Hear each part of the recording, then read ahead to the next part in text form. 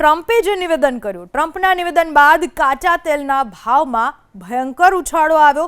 કાચા તેલના ભાવમાં એકાએક વધારો થઈ ગયો।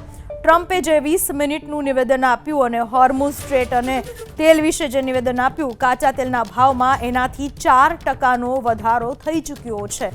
ટ્રમ્પે સ્વાર્થીપણે નિવેદન આપી દીધું કે અમને કોઈ લાગતું વળગતું નથી। ત્યારે કાચા તેલનો ભાવ $105 પ્રતિ બેરલ થયો અને આ એટલા માટે કે ટ્રમ્પે જે બેફિકરાઈ ભર્યું નિવેદન કર્યું તેના કારણે કાચા તેલના ભાવમાં વધારો નોંધાયો, જેની અસર વિશ્વના અનેક દેશો પર પડશે। પણ ટ્રમ્પ હજુ પણ કોઈ પણ પ્રકારે નિવેદનમાંથી બાજ આવે તેવું લાગી નથી રહ્યું, કારણ કે ટ્રમ્પે જે યુદ્ધ શરૂ થયા પછી 20 મિનિટનું આજે પહેલીવાર રાષ્ટ્રજોગ સંબોધન કર્યું।